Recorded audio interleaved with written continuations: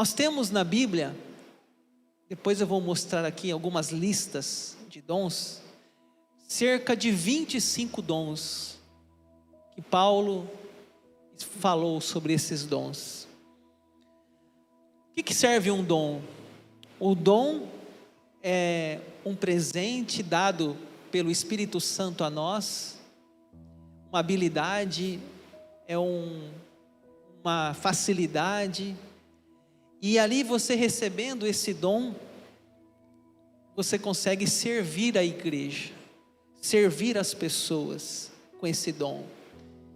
Então, você que está aqui hoje, ou você que está online, talvez você fale assim: pastor, eu não sei o meu dom, mas é certo que o Espírito Santo concede dons a todos. Ninguém tem todos os dons, e ninguém não tem nenhum. Eu vou repetir: ninguém tem todos os dons, e ninguém não tem nenhum. Você tem um dom. Se você não tem ainda, o Espírito Santo vai te dar. Se Ele já te deu, você tem que descobrir esse dom, porque a Bíblia fala que quem concede é o Espírito Santo, como lhe apraz, e isso é para a igreja ser edificada, fortalecida. Paulo, explicando esse dom, ele fala no capítulo 12, que nós lemos ali agora no começo, ele fala no versículo 5, assim também nós, conquanto muito, somos um só corpo em Cristo, e membros uns dos outros. Então, o apóstolo Paulo usa uma analogia que eu acho fantástica, a do corpo humano. Depois ele vai também em outras cartas usar essa analogia do corpo humano. Ele fala assim: o pé não pode dizer à mão, você não é importante. O braço não pode dizer à perna, você não é importante. O dedo não pode dizer enfim, um precisa do outro. O corpo humano, ele é perfeito. A mão, o pé, o joelho, o ombro, o cotovelo, os olhos, cada órgão, cada parte, cada membro tem uma função. Cada um tem uma função. Sabe aquele dedinho do pé que você tem, aquele último pequenininho que você nem sabe que existe, mas quando você acerta na quina da cama, você fala: nossa, existe esse dedinho. E quando você quebra ele, e aí você vê o quanto é importante aquele pequeno dedinho do seu pé, ele te dá equilíbrio.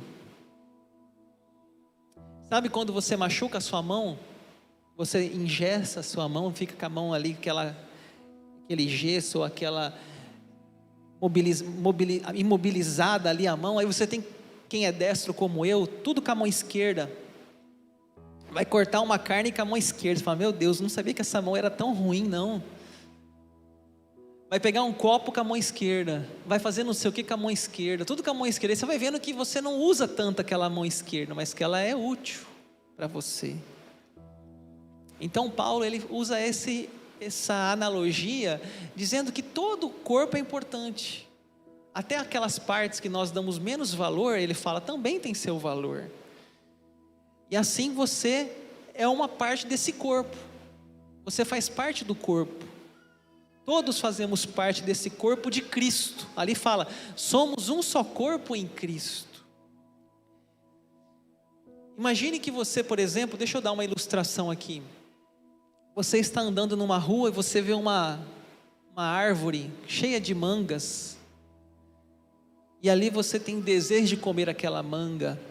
Aqui em Rondonópolis nós temos a época do ano com muitas mangas, fartura de manga, e tem gente que gosta de manga, e você tem tanta manga aqui na cidade, que às vezes você acha até em lugares públicos manga disponíveis, caindo no chão. Aí você anda na rua ali, os olhos, eles veem a manga, mas não basta só os olhos veem, você tem que ter uma mão, um braço, para você pegar aquela manga. Mas não basta as suas mãos pegarem, você tem que ter uma boca e dentes, para deglutir, mastigar aquela manga. Mas não basta a sua boca e seus dentes, você tem que ter um esôfago. Vamos falar de órgãos internos agora. Depois do esôfago, estômago, e assim por diante. Tantas partes do corpo que vão fazendo o trabalho um após o outro, para que você consuma aquela fruta. Ou seja, se não tivesse os olhos, você não veria a fruta. Se não tivesse as mãos, você não pegaria. Se não tivesse os dentes, você não conseguiria morder aquela fruta. Todo o corpo ele é importante. Assim, no corpo de Cristo, todos são importantes. Paulo fala assim: olha, ninguém é independente. Todos fazem um trabalho juntos. E existem dois extremos: o complexo de superioridade e o complexo de inferioridade. O que é o superioridade? Eu me acho melhor que todo mundo. Não, sem eu ninguém faz nada. Sem eu, não tem culto, não tem igreja. Não, isso não pode, isso é errado. Esse complexo da vaidade, da vanglória, do orgulho, não é de Deus. E nem também a inferioridade. Eu não tenho nenhum dom, não sirvo para nada, não sei fazer nada, não presto para nada. Não, também está errado. Nem superioridade, nem inferioridade, ou seja, todos têm uma função, todos têm seu valor.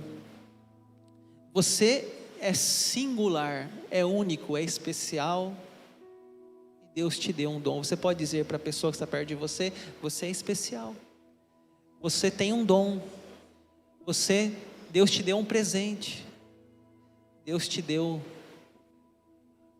alguma coisa, um dom para que você possa servir ao Senhor. Então pare com esse negócio de complexo de superioridade e pare com esse negócio de complexo de inferioridade. Todos nós temos dons. Talvez você não tenha descoberto o seu, ou talvez você ainda não encontrou, ou talvez você ainda não recebeu, porque você só recebe quando você recebe Cristo como Senhor e Salvador da sua vida, e o Espírito Santo torna-se habitação em você. Então você também precisa chegar perto de Deus para que Ele te dê um dom, esse presente que é um dom.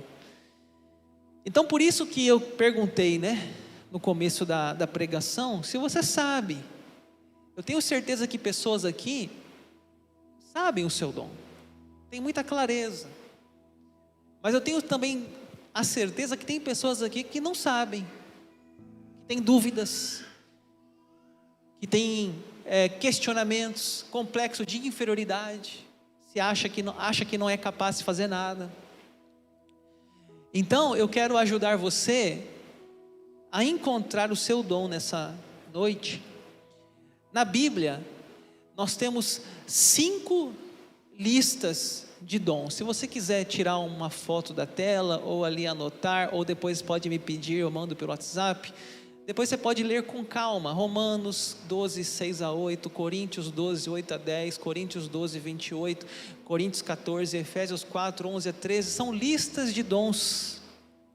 Ali Paulo vai falar sobre dons, então você vai ler essas listas depois em casa, e vai tentar encontrar alguma coisa ali que você se identifica, algum dom ali que você fala: esse que é o meu.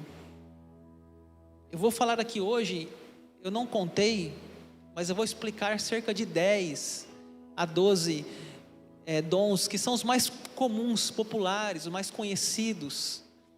Mas existem cerca de 25 dons. Eu não vou falar do dom, os apóstolos, mestres, pastores, evangelistas. A Bíblia fala, não vou entrar em alguns mais específicos, mas a Bíblia fala sobre esses dons.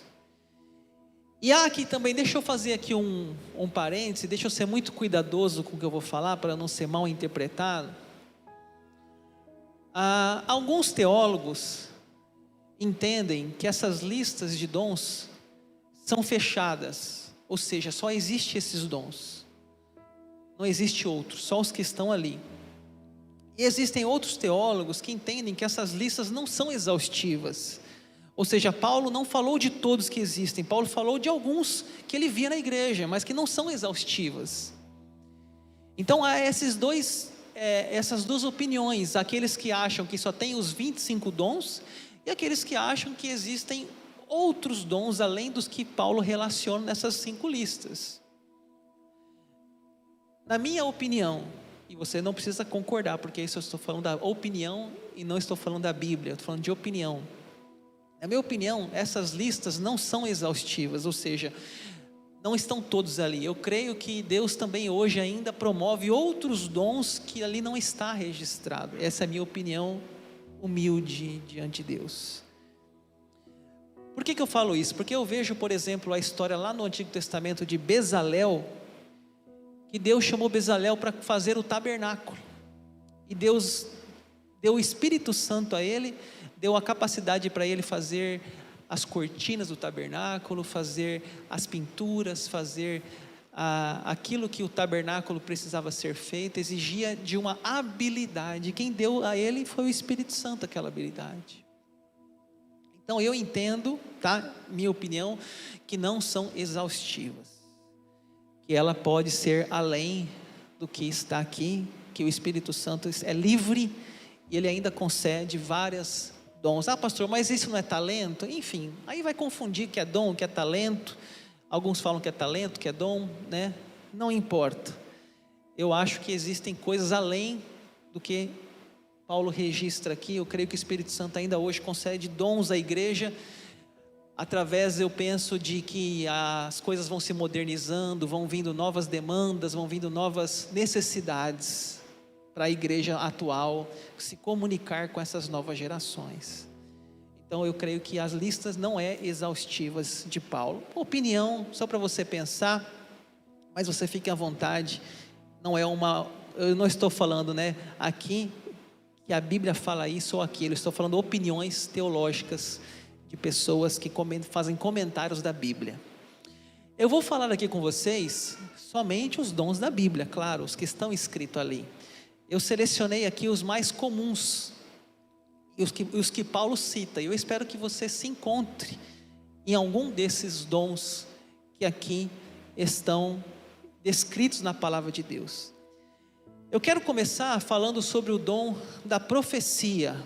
Romanos 12:6 fala: tendo porém diferentes dons, segundo a graça que nos foi dada, se profecia, seja segundo a proporção da fé.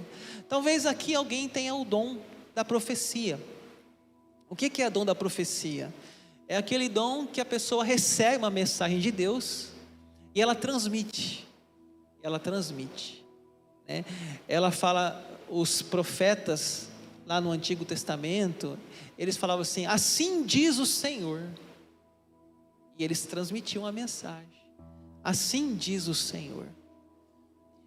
E Deus ainda hoje, Deus dá mensagens, profecias.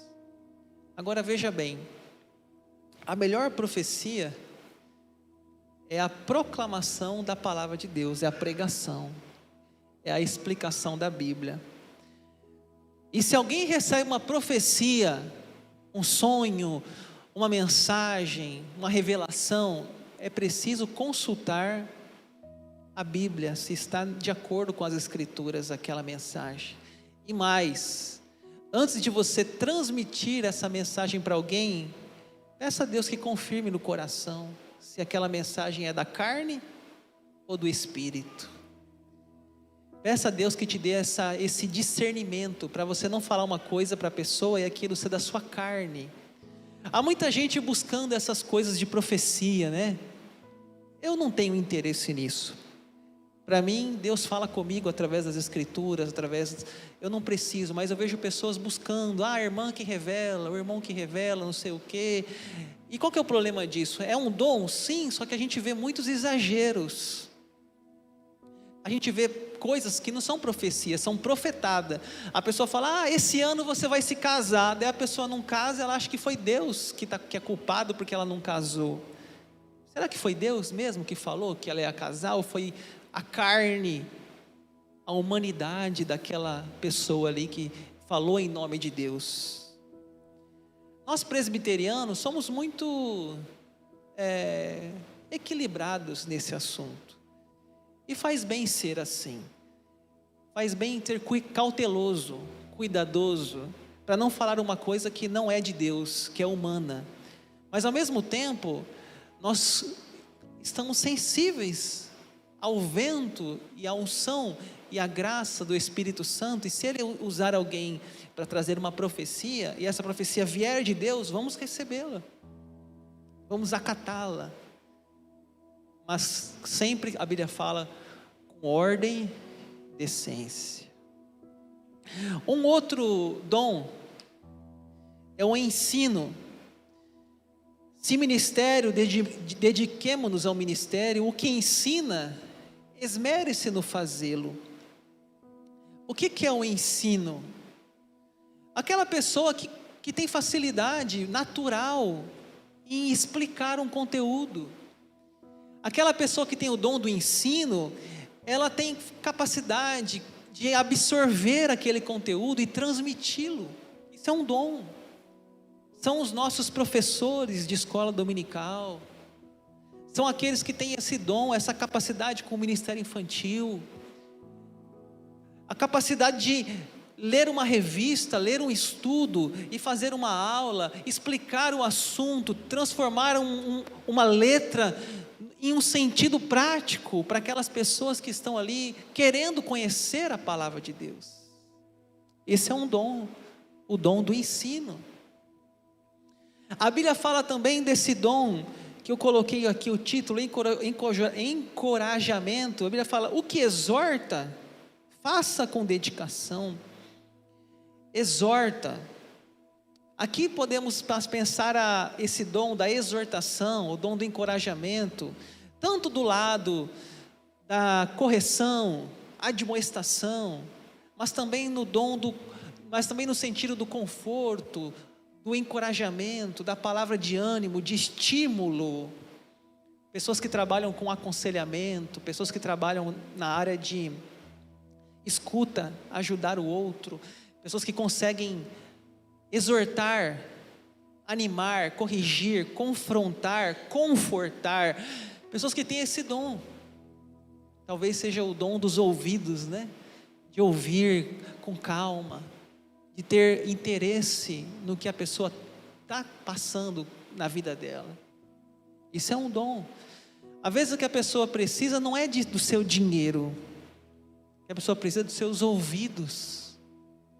Quantos testemunhos de pessoas que contaram que o que ela mais precisava naquele momento da vida dela era alguém do seu lado.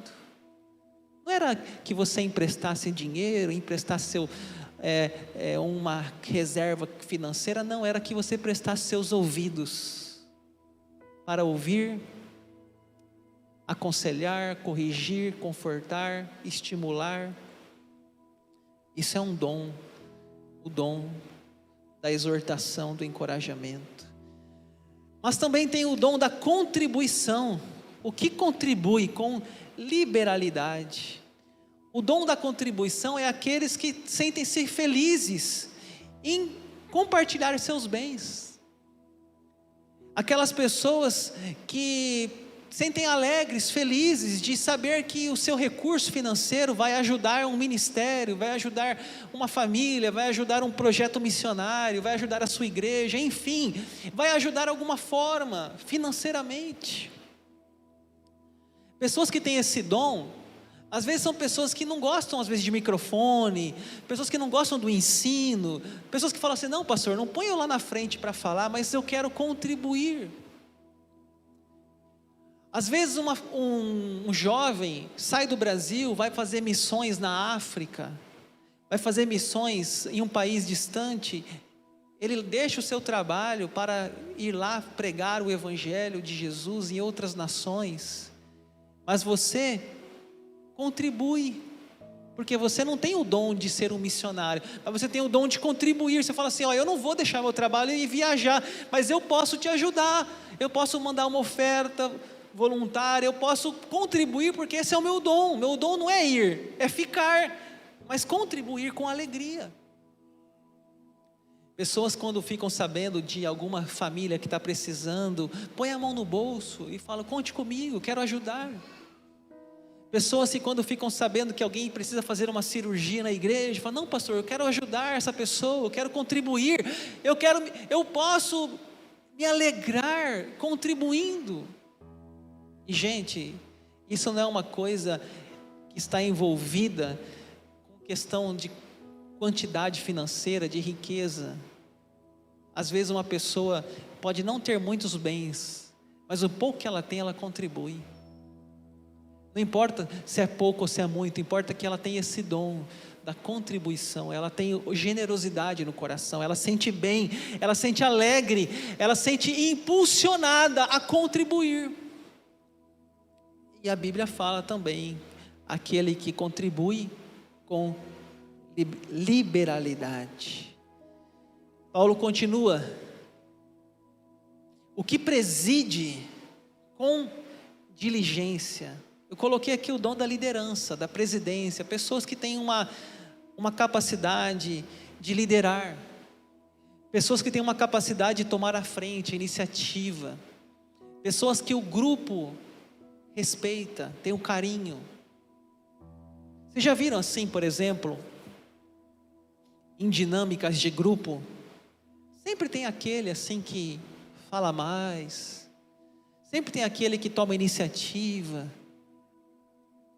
Na igreja é assim que funciona, a gente observa pessoas que têm essa tendência, esse dom de liderança. O que é liderar? Puxar a fila, tomar a iniciativa, tomar a dianteira. Pessoas que têm esse dom, que fazem isso, devem fazer com diligência. O que é diligência? Dedicação, integridade, caráter, fazer com respeito, porque você está sendo uma pessoa que está representando a comunidade. Então faça com diligência. Você vai prestar conta diante de Deus, a sua presidência, a sua liderança, o seu testemunho público. O dom da misericórdia, o que exerce misericórdia com alegria.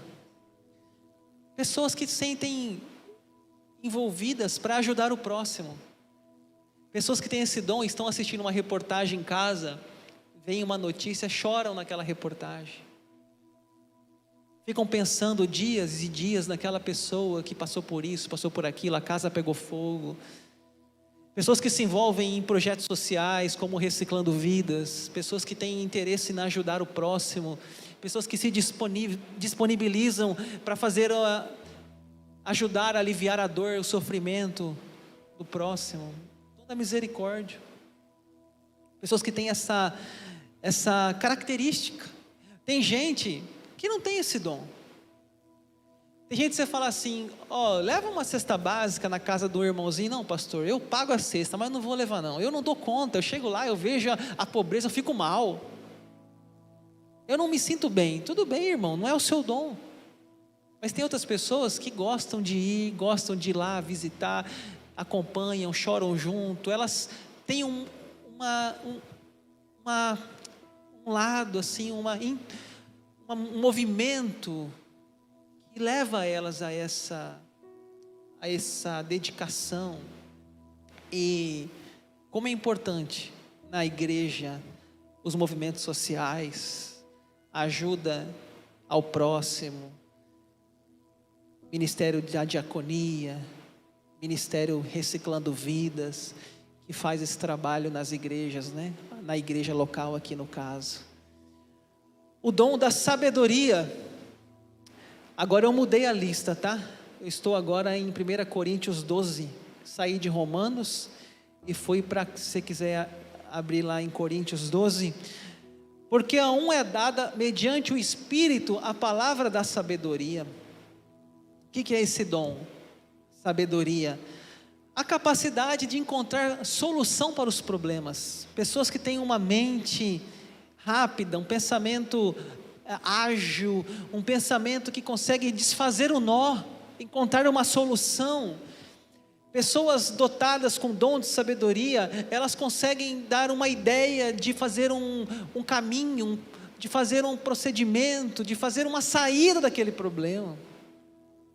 Pessoas como essas podem também se envolver em aconselhamentos, em ajudar pessoas que estão passando por dificuldades e dúvidas. Fé. O outro no mesmo espírito, a fé. Pessoa que tem esse dom concedido pelo Espírito Santo da fé, pessoas que veem o impossível, veem o futuro, elas acreditam e confiam que as coisas vão dar certo. Já viu aquela pessoa que você fala assim, eu estou pensando em fazer isso, vai dar certo, confia em Deus, vai dar tudo certo. Não é uma mente racional, não é uma pessoa metódica, não é uma pessoa, é uma pessoa que ela vê as coisas nos olhos da fé. E não é todo mundo que tem essa fé, tem gente que é mais racional, ele não consegue enxergar além do que ele vê hoje.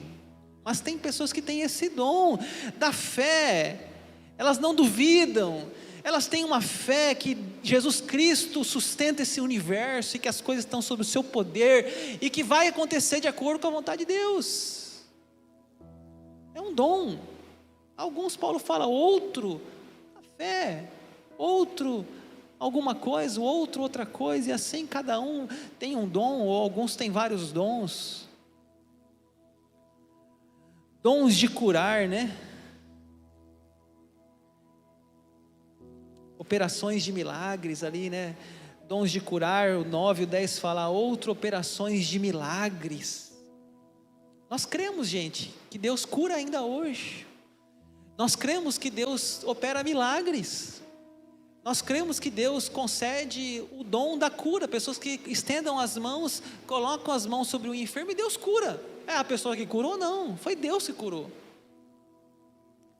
Mas existe sim, os milagres não são de outrora, do passado, são do presente, são de hoje. Nós não somos cessacionistas, ou seja, os dons cessaram, não. Nós somos uma igreja que crê na contemporaneidade dos dons. Nós cremos nos dons, os dons são para hoje. E se Deus concedeu esse dom para você, em algum momento você vai perceber. E não precisa de holofote, não precisa trazer alguém aqui na frente e falar para todo mundo. Às vezes você vai perceber isso numa oração na sua família. Alguém que está enfermo na sua família, você lá fez uma oração, a pessoa se curou. Quem concedeu esse dom foi o Espírito Santo, não é de você mesmo, é de Deus para você. E lembra do começo? Nem o complexo de superioridade e nem inferioridade. Não, porque eu tenho o dom de curar. Você falou isso aí, você já perdeu, porque Ele não vai dar para você alguma coisa que vai te fazer te exaltar a si mesmo. Então, se Ele deu o dom de curar, que é um dom, vamos dizer, que traz muita destaque, precisa propalar, divulgar, guarda para si, deixa Deus te usar, né? Deixa Ele usar, não precisa sair contando, tocando trombeta para todo mundo que você curou alguém. Se Ele te deu esse dom, use com sabedoria, com fé, use ele de acordo com a sua capacidade e humildade também. Discernimento de espíritos. A outro, discernimento de espíritos. O que é isso aqui, pessoal? Capacidade entre separar o que é da carne e o que é de Deus. O que é do diabo e o que é de Deus. Certa vez, tinha um homem na igreja, o pastor Messias foi chamado. Pastor Messias, tem um homem lá no gabinete pastoral, lá na sala, que está endemoniado. O pastor Messias foi lá, olhou para ele e falou assim: é só cachaça, é só cachaça. Discernimento de espírito. Ele percebeu que era só cachaça, não era demônio. Que adianta colocar a mão na cabeça do embriagado? Sai, demônio, sai daí, capeta. O cara já está tão alterado pelo álcool, não vai entender nada. Não adianta. Saber discernir. Às vezes a pessoa nem está embriagada, está endemoniada. Às vezes o álcool é uma porta também de entrada, mas nem sempre as duas coisas estão juntas, e aí você tem que ter esse discernimento para saber. Nessa minha caminhada pastoral, eu já visitei pessoas em muito sofrimento. Pastor, visita o meu parente, visita a minha mãe, visita a minha irmã, visita meu tio. Eu sempre fui e vou até hoje. E quando eu chego, eu sempre peço que Deus me dê discernimento. Discernimento. Existem doenças emocionais, não tem nada a ver com demônio. Existe depressão, existe transtornos psiquiátricos, existe demônios.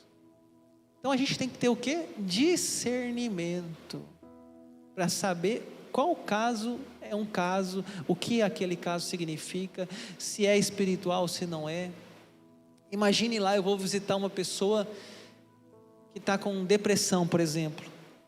Depressão, gente, tem muito crente com depressão, inclusive pastor.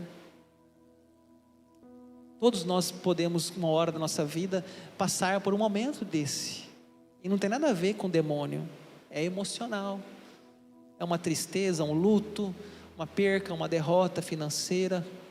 Não significa demônio na sua vida. E aí eu vou chegar lá, cada pessoa, a pessoa já está com depressão, vou falar assim, isso é o demônio, é o capeta, sai dela. Pois é, ela já está sofrendo com aquela história na cabeça dela, eu vou jogar mais uma ainda para ela, mais uma dúvida, mais um medo, o demônio, o diabo. Agora, discernimento, talvez tenha pessoas que realmente estão com opressão espiritual, fizeram um trabalho, uma macumba, sei lá o que, ali a pessoa está sofrendo opressão. Tem sim, tem isso, existe. Precisamos ter discernimento, pedir a Deus esse dom. Já estou finalizando, tá? Os dois últimos. Variedade de línguas. Há variedade de línguas. O que é variedade de línguas? A gente chama de dom de línguas, né?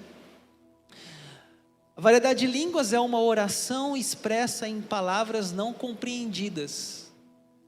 Então a pessoa que tem esse dom, ela fala em línguas estranhas. E é um dom. É o dom de línguas. Mas você vê que logo após o variedade de línguas, Paulo fala sobre capacidade para interpretá-las. Por quê? Porque se você ler Coríntios capítulo 14, Paulo vai falar que se na igreja houver alguém que fale em línguas, que haja quem interprete. Porque se a pessoa falar em línguas, ela edifica a si mesma. Ninguém entende. Que foi a pregação da semana passada, que eu não vou repetir hoje. Se você tiver interesse de entender mais sobre o dom de línguas, eu preguei aqui praticamente a pregação inteira sobre o dom de línguas. Eu falei sobre 8 considerações sobre o dom de línguas. Então, se você tiver interesse, depois pode falar comigo, eu posso mandar o link para você e você assistir. Então, hoje eu não vou voltar nesse assunto, mas é um dom. Tanto o dom de línguas, quanto da interpretação das línguas. Assim, irmãos, eu vou encerrar. Espero que tenha ajudado você a conhecer um pouco mais esses dons. Tem outros que eu não falei, eu mostrei as listas. Leia em casa as listas, pesquise mais. Mas eu quero, antes de finalizar, falar uma coisa para você. Pastor, como que eu posso receber um dom? Como que você, pastor, recebeu um dom? Como que eu posso receber? Como que eu posso descobrir? Como que eu posso encontrar? Deixa eu te dar aqui essas dicas finais. Primeiro, para você receber um dom, você precisa ter uma mudança de vida, que a gente chama de conversão. É um encontro com Cristo, e ali você recebe o Espírito Santo, e ali você começa uma nova fase. Paulo fala, aquele que está em Cristo é nova criatura. Então a primeira coisa é você ter esse encontro. Eu não sei se todos aqui já tiveram essa decisão de servir a Jesus. Eu conversava ontem com uma pessoa, fui numa festinha, num chá de fralda, aí eu conversei com o irmão da Assembleia de Deus, e eu falei: ô irmão, como que foi a sua conversão? Ele falou assim: pastor, eu estava em casa um dia, estava envolvido com bebidas, com drogas, prostituição, e eu falei assim: eu vou ser crente, eu vou para a igreja dos crentes. E aí então aquele dia ele falou que decidiu começar uma caminhada com Jesus. Eu achei interessante a frase dele: vou ser crente, vou para a igreja dos crentes. Então é uma decisão que em um momento da sua vida você tem que tomar, de você andar com Cristo, de ter uma mudança de vida. E aqui eu não estou falando de roupa, de usar brinco ou não usar brinco, de mudar calça jeans, usar saia, eu não estou falando disso. Estou falando de uma decisão interna do coração, uma decisão de mudança de atitudes. E aí então você precisa começar a uma caminhada com Deus. Oração, gente, a oração não é só domingo, a oração é todo dia é oração. Colocar louvores lá no YouTube, para você escutar, no seu carro, ler a Bíblia, gente, ler a Bíblia não é ler a Bíblia no domingo, é ler a Bíblia todo dia. E nessa caminhada da comunhão com Deus, da comunhão com a palavra de Deus, a gente chama isso de devocional, que é todo dia fazer uma devocional, você vai começar a receber esses dons. Aí você tem que começar a se envolver numa igreja, porque é na igreja que você vai exercer os seus dons. Você não vai exercer seus dons na sua casa, é na igreja, é no corpo de Cristo. Hoje há um movimento que fala assim: os desigrejados, ou seja, pessoas que já participaram de uma igreja e hoje não participam mais. Elas falam: não, eu sou um crente em casa. Não, está errado. Você precisa juntar-se a um grupo de fé para desenvolver os seus dons. É na igreja que os dons são exercitados. Na igreja, você que é solteiro, você vai encontrar uma pessoa para caminhar a sua vida. Na igreja, você que é casado, você vai encontrar junto com sua esposa um alimento para vocês manterem esse casamento unidos. Na igreja, você que tem filhos, você vai educá-los na fé. E na igreja você vai desenvolver os seus dons. Se não for aqui, meu irmão, procure outra, mas não fique desigrejado. Sirva em ministérios da igreja, porque é nesses ministérios que os dons vão começar a aparecer. Vá experimentando, vá se voluntariando. Fala assim: pastor, eu quero fazer alguma coisa na igreja, eu quero ajudar em alguma coisa, eu quero descobrir o meu dom. Vá se envolvendo, vá participando. Aqui na igreja temos a oração da manhã, 7 horas, tem o grupo de convivência, terça-feira, tem as células. A célula é uma ferramenta valiosa para você descobrir seus dons. Liderança, louvor na célula, edificação, comunhão, aconselhamento. Vai se envolver na igreja, multimídia, filmagem, diaconia, louvor, tantas coisas, escola dominical, professores. Vá desenvolvendo os seus dons na igreja, ali que é o celeiro dos dons. Sabe o que eu vejo, gente? Eu vou encerrar aqui. Me parece, na minha observação, que aquelas pessoas que vão recebendo dons e mais ministérios, são aquelas pessoas que estão disponíveis para servir ao Senhor. Elas falam assim: eis-me aqui, Senhor, usa a minha vida. E assim o Espírito Santo vai concedendo, vai concedendo, vai concedendo.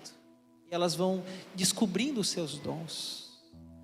Se você ficar sem ler a Bíblia a semana inteira, sem orar a semana inteira, vir no culto uma vez no mês, gente, é muito difícil você desenvolver o seu dom. Então, pense nisso. Busque esse desenvolvimento, busque essa disponibilidade. Eu quero encerrar com uma frase de João Calvino. E eu encerro aqui, o pessoal do louvor pode preparar.